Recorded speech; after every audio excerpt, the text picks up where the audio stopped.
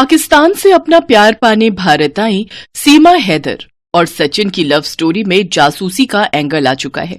देश की राजधानी से सटे नोएडा से महज 50 किलोमीटर की दूरी पर यमुना एक्सप्रेस वे के पास रबुपुरा कुछ दिनों पहले तक एक सामान्य कस्बा था, लेकिन पिछले कुछ दिनों से ये चर्चित गांव बन चुका है। इसकी वजह है हिंदुस्तान की सरहद के उस पार पाकिस्तान से 4 बच्चों के साथ आई पाकिस्तानी बहू। महज 5वीं तक पढ़ी हुई सीमा हैदर नाम की ये महिला अविश्वसनीय तरीके से कराची, नेपाल और दिल्ली होते हुए यूपी के इस कस्बे में सचिन मीणा के पास पहुंच गई। ये पूरी कहानी शुरू होती है मोबाइल फोन पर ऑनलाइन खेले जाने वाले पबजी गेम से। रबुपुरा कस्बे का सचिन कोविड से पहले एक परचून की दुकान पर काम करता था। कोविड काल में दुकानें बंद हो गईं, तो उसका काम भी चला गया। खाली बैठा सचिन मोबाइल पर पबजी गेम खेलता था। सितंबर 2020 में गेम खेलने के दौरान वो पाकिस्तान में रहने वाली सीमा हैदर के संपर्क में आया। गेम खेलने के दौरान दोनों अपना माइक्रोफोन ऑन करके रखते थे। सचिन, ओ सचिन, ये क्या तू सारा दिन मोबाइल फोन पर लगा रहता है? इधर आ। हेलो, जरा रुकना, शायद माँ बुला रही है। हाँ, कोई नहीं, तुम पहले उनकी बात सुन लो, लेकिन जल्दी आना, मैं ऑनलाइन ही हूँ। बस 2 मिनट।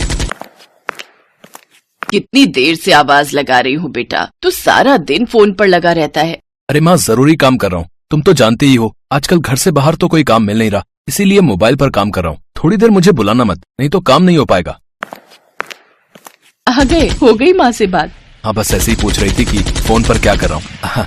खैर छोड़ो, और अपने बारे में बताओ, कौन कौन है तुम्हारे घर में? मैं, मेरे शौहर और मेरे 4 बच्चे। अच्छा, तो तुम शादीशुदा हो, पर तुम्हें देखकर लगता नहीं है, तुम बहुत सुंदर हो। थैंक यू, मुझे अच्छा लगा तुम्हारे मुंह से अपनी तारीफ सुनकर। ऐसे ही सीमा और सचिन एक दूसरे से बात करते थे, गेम चैट पर भी बातें करते थे। रोजाना 3-4 घंटे वे गेम खेलते और एक दूसरे से बात करते। अच्छा, तो तुम्हारे शौहर सऊदी अरब में रहते हैं, पर तुम अकेले कैसे रहती हो? हाँ, अब जबरदस्ती की शादी तो ऐसी ही होती है। कोरोना जब से आया है, मैं तो बस मोबाइल पर टिकटॉक देख लेती हूँ और वीडियो बना लेती हूँ। तुम्हें पता है सचिन, पहले मैं कैंडी क्रश गेम खेलती थी, फिर मुझे पबजी गेम के बारे में पता चला। मैं बोर होती थी, मेरी सारी सहेलियां पबजी खेलती थी, तो मैंने भी पबजी खेलना शुरू किया, तभी तुम मिल गए।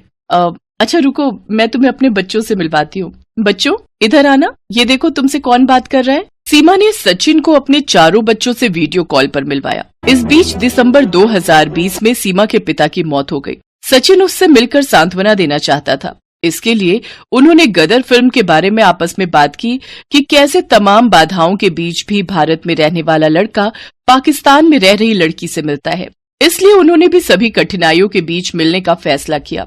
सचिन, मैंने काफी कोशिश की है, पर मुझे भारतीय वीजा नहीं मिल रहा, अब हम कैसे मिलेंगे? तुम चिंता मत करो, अब जल्दी ही मैं तुमसे नेपाल में मिलूंगा। इसके बाद सीमा ने काठमांडू की फ्लाइट ली। इधर सचिन भी बस में निकल चुका था। दोनों काठमांडू पहुंच गए। दोनों ने मंदिर में शादी कर ली। 1 हफ्ते तक वे काठमांडू में पति पत्नी की तरह रहे। सीमा ने माथे पर सिंदूर लगाकर भारतीय पहनावे में फोटो खिंचवाए और इंस्टाग्राम पर वीडियो अपलोड किए। इसके बाद वो पाकिस्तान लौट गई और भारत जाने की प्लानिंग में लग गई। करीब 12 लाख रुपए में सीमा ने वो घर बेच दिया जो उसके नाम था। इसके बाद वो काठमांडू से वैन में बैठकर पोखरा गई और वहां से दिल्ली के लिए एक बस में बैठ गई। क्या नाम है तुम्हारा? जी, वो मेरा नाम सीमा है। पति और बच्चों के नाम? जी, पति का नाम सचिन मीणा। सीमा ने बस कंडक्टर को अपने पति के ठाकुर और खुद को ठकुराइन होने की बात कही। इसके बाद कंडक्टर ने कुछ नहीं पूछा और वो दिल्ली पहुंच गए। कश्मीरी गेट से जेवर के लिए बस ली और रबुपुरा में फलेदा कट पर उतर गए, जहां सचिन उनका इंतजार कर रहा था।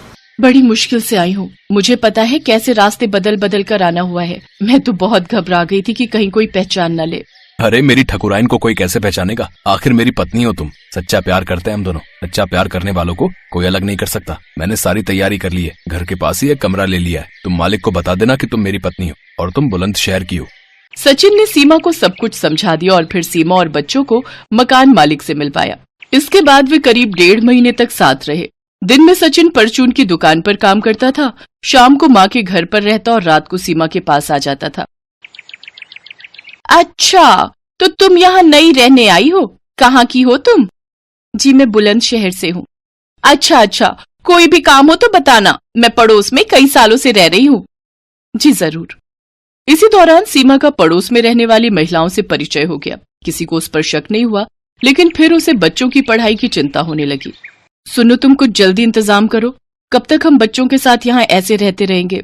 बच्चों की पढ़ाई लिखाई भी खराब हो रही है। तुम चिंता मत करो, मैंने बुलंदशहर में एक वकील से मुलाकात की है। वो हमारी भारतीय शादी के लिए तैयार हो जाए बस। और फिर जून के महीने में सचिन ने बुलंदशहर में एक वकील से मुलाकात की, लेकिन जब वकील ने सीमा के दस्तावेज देखे तो उनमें पाकिस्तानी पासपोर्ट देखकर वकील दंग रह गया।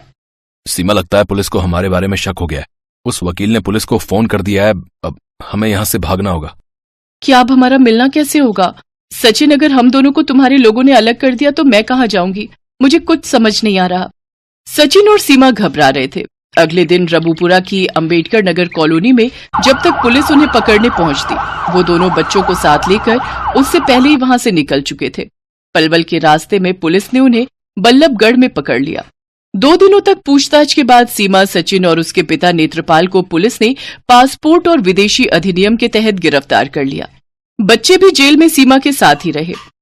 हालांकि एक दिन बाद सीमा और सचिन को जमानत मिल गई। जज ने उन्हें कहा कि वो अपना पता न बदलें और देश न छोड़ें। इसके बाद सीमा सचिन के घर ही रहने लगी। पाकिस्तानी बहू लाने पर सचिन के घर वालों ने भी उसका साथ दिया। सीमा, कोई कुछ भी कहे, आज से तुम मेरी बहू हो और तुम इसी घर में रहोगी, मेरी सचिन की पत्नी बनकर। माँ जी, आपने मुझे कबूल करके मेरी आधी चिंता दूर कर दी। मेरे बच्चों को आप सबका प्यार मिल गया। इधर सीमा को सचिन और उसके परिवार वालों ने जब अपना लिया, अपनी बहू मान लिया, तो उधर जब सीमा के पति गुलाम हैदर को उसके भारत में होने की खबर मिली तो वो परेशान हो गया। तमाम लोग सीमा और सचिन का इंटरव्यू लेने के लिए सचिन के घर पहुंचे। सीमा जी, जैसा कि आप दोनों कह रहे हैं कि आप दोनों का प्यार सच्चा है, आप दोनों एक दूसरे के बिना नहीं रह सकते, तो उस पर आपका क्या कहना है कि आप यहीं रहेंगे या फिर आपके पति जिस तरह से कह रहे हैं कि आपको पाकिस्तान वापस आना चाहिए? वो जो मर्जी कहें, अगर मैं वापस लौटी तो वहाँ के लोग मुझे पत्थर मार मार कर मार डालेंगे। अब मैं इनकी यानी सचिन जी की पत्नी हूँ। मैंने हिंदू धर्म अपना लिया है और जैसा सरकार चाहेगी मैं वैसा ही करूंगी। मैं भले ही यहाँ की जेल में रह लूंगी, लेकिन मैं वापस नहीं जाऊंगी। तो सीमा का कहना है कि वो पूरी तरह से सचिन की पत्नी बनकर यहीं भारत में रहना चाहती हैं। सचिन जी, आपका इस पर क्या कहना है? मैं तो बस इतना कहूंगा कि मैंने अगर सच्चा प्यार किया है तो सीमा से किया है, और हम दोनों एक दूसरे के बिना नहीं रह सकते। सीमा है तो मैं हूँ। बहुत से न्यूज चैनल, अखबार सीमा और सचिन के प्रेम की कहानी के बारे में बता रहे हैं, पर अभी तक की जानकारी के अनुसार जो भी उनकी कहानी मिलती है उससे तो यही लगता है कि सीमा और सचिन ने एक दूसरे के साथ जीने मरने की कस्में खा ली हैं और इसके लिए वो कुछ भी कर सकते हैं, किसी भी हद तक जा सकते हैं। मीडिया की खबरों के अनुसार सीमा को एटीएस ने ग्रेटर नोएडा स्थित सचिन के घर से हिरासत में ले लिया है। सीमा के साथ ही उसके 4 बच्चों और सचिन को भी पुलिस ने हिरासत में ले लिया है। इन्हें किसी सीक्रेट लोकेशन पर ले जाया गया है, यानी इंटेलिजेंस ब्यूरो को इनपुट मिला है कि सीमा हैदर के चाचा पाकिस्तानी सेना में सूबेदार है, उसका भाई भी पाकिस्तानी आर्मी में है। जबकि इससे पहले सीमा ने कहा था कि उसका भाई सेना में नहीं है बल्कि सेना में भर्ती की तैयारी कर रहा है। सच जानने के लिए यूपी एटीएस जांच कर रही है। सीमा की मोबाइल डिटेल्स की भी दोबारा जांच की जा रही है। नोएडा पुलिस ने सीमा के घर के बाहर सुरक्षा बढ़ा दी है। सचिन के परिवार को किसी से मिलने नहीं दिया जा रहा है। अब तो ये वक्त ही बताएगा कि सीमा भारत में एक पाकिस्तानी बहू के रूप में रहेगी या फिर अपने मुल्क पाकिस्तान वापस लौट जाएगी। सिमरन पढ़ने में बहुत ही होशियार और समझदार लड़की थी। वो बचपन से ही क्लास में अव्वल आती थी। स्कूल में सभी सिमरन की बहुत तारीफ करते थे। पढ़ाई में अच्छा होने के कारण उसके माता पिता भी उसकी हर डिमांड को पूरी कर देते थे। सिमरन की एक ही सहेली थी मीनल, जो उसके पड़ोस में रहती थी। दोनों साथ ही स्कूल जाती थी। एक दिन स्कूल जाते वक्त, अरे सिमरन, आज तूने फिर लेट कर दी। तू क्लास में अव्वल आती है इसलिए तुझे टीचर कुछ नहीं बोलती। आज तो वो पक्का मुझे पनिशमेंट देंगी।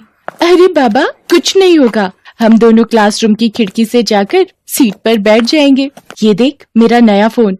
वाह, तुम्हारा पर्सनल फोन? यहाँ तो मुझे हर साल अपनी दीदी की पुरानी स्कूल ड्रेस पहनकर स्कूल जाना पड़ता है। ये फोन तुम्हारा भी तो है। आखिरकार हम दोनों बचपन से फ्रेंड्स हैं। कल पूरी रात मैं इसके फीचर्स देखती रही। मीनल और सिमरन बातें करते करते स्कूल पहुंच जाती हैं और चुपके से क्लासरूम के पीछे वाली खिड़की से घुसने की कोशिश करती हैं, लेकिन टीचर दोनों को पकड़ लेती है और लेट आने की वजह से टीचर दोनों को क्लास से बाहर कान पकड़कर खड़ा कर देती हैं। सिमरन, तुम पढ़ाई में अच्छी हो लेकिन तुम्हें स्कूल के और भी रूल्स फॉलो करने चाहिए। डिसिप्लिन मेंटेन करना चाहिए। सॉरी टीचर, अगली बार से ऐसा नहीं होगा। सिमरन और मीनल के सामने वाली क्लास से दो लड़के क्लासरूम के बाहर कान पकड़कर खड़े थे। अरे क्यों दिल छोटा कर रही है? सिर्फ हम दोनों ही क्लासरूम के बाहर थोड़ी हैं, सामने उन लड़कों को देख। हाय गर्ल्स, आप लोग भी क्लास में लेट आई थी क्या? हाँ, ये टीचर भी ना स्कूल में पढ़ाने आती हैं या बच्चों को पनिशमेंट देने? मैंने तुम्हें स्कूल में पहले कभी नहीं देखा। हाँ, मैंने भी कुछ दिनों पहले स्कूल में एडमिशन लिया है। धीरे धीरे रॉकी और सिमरन में दोस्ती हो जाती है। दोनों एक दूसरे को अपना फोन नंबर दे देते हैं। दोनों हमेशा साथ में घूमते हैं, स्कूल के बाद भी साथ में वक्त बिताते हैं। एक दिन स्कूल से वापस आते वक्त सिमरन अपने मोबाइल से किसी को टेक्स्ट कर रही होती है। अरे यार, तू भी ना हमेशा इस मोबाइल में ही लगी रहती है। अरे वो स्टैंडर्ड 11 वाला रॉकी है ना, उसने मुझे क्या मस्त जोक भेजा है। तूने रॉकी को अपना नंबर क्यों दिया? वैसे भी वो दूसरे स्कूल से आया है। इस बार हमारा 10th क्लास है, वो मेरी थोड़ी स्टडीज में हेल्प कर रहा है और कुछ नहीं। मैं तो कहती हूँ तू उससे थोड़ा दूर रहा कर, मुझे वो लड़का बिल्कुल भी पसंद नहीं है। तू भी ना, ऐसा कुछ भी नहीं है, रॉकी काफी अच्छा लड़का है। अगले दिन सिमरन क्लास में बैठकर फोन चला रही थी, तभी उसे टीचर पकड़ लेती हैं। ये क्या है सिमरन, आजकल तुम्हारे मार्क्स वैसे भी पहले से बहुत कम हो गए हैं और तुम क्लास में बैठकर मोबाइल चला रही हो। मुझे मजबूरन तुम्हारी मम्मी को कंप्लेंट करना पड़ेगा। सॉरी टीचर, अगली बार से ऐसा नहीं होगा, वरना मम्मी मेरा फोन छीन लेंगी। प्लीज मम्मी को मत बताइएगा। ये तुम्हारी पहली गलती थी, इसलिए मैं माफ कर रही हूँ।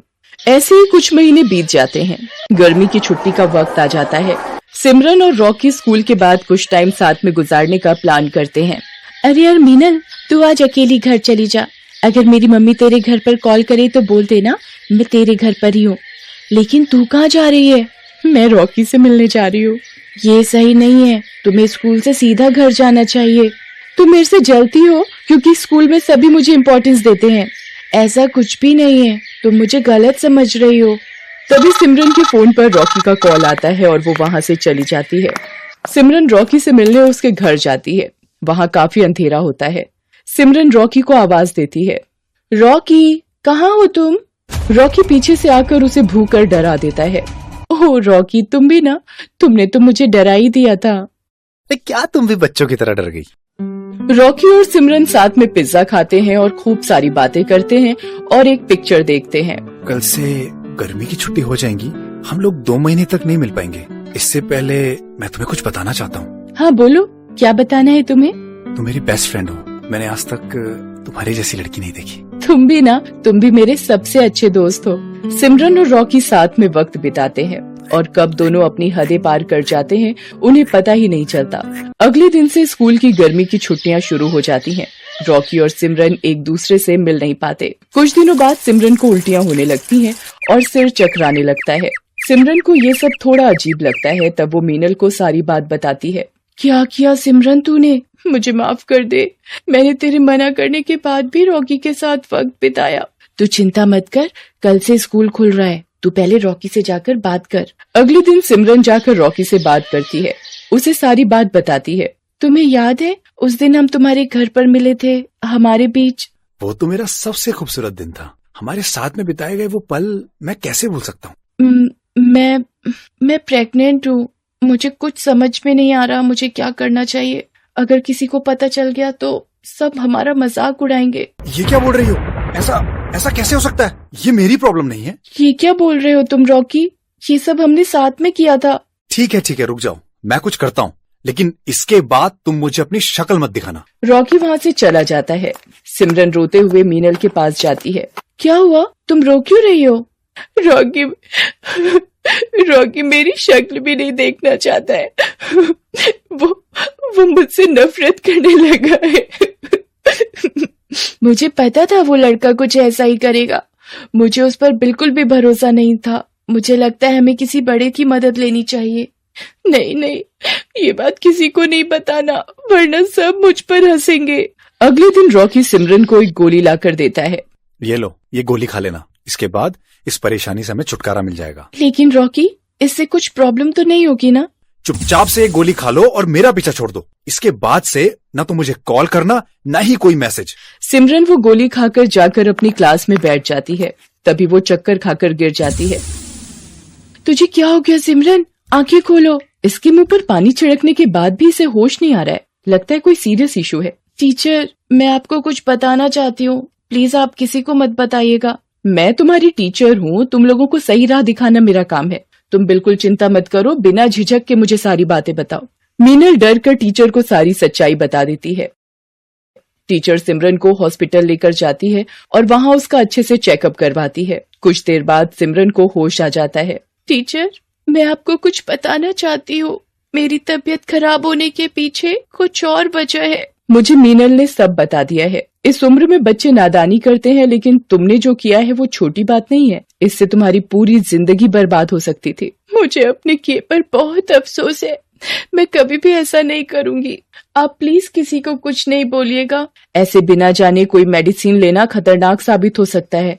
तुम्हें किसी बड़े से एडवाइस लेनी चाहिए थी। मुझे माफ कर दो मिस, मैं बहुत घबरा गई थी, लेकिन तुम्हारे साथ जिसने ये किया है मैं उसे सजा दिलवा कर रहूंगी। टीचर रॉकी को स्कूल से सस्पेंड करवा देती है और उसके फाइनल एग्जाम देने पर भी रोक लग जाती है। मुझे माफ कर दीजिए टीचर, मैं ऐसी गलती फिर कभी भी नहीं करूंगा। तुमने एक लड़की के साथ जो किया है वो माफी के लायक नहीं है। तुम्हें सिमरन से माफी मांगनी चाहिए और अब इस गलती को सुधार कर इसका पश्चाताप भी तुम्हें ही करना होगा। मुझे माफ कर दो सिमरन, मुझसे बहुत बड़ी भूल हो गई है। मैं घबरा गया था।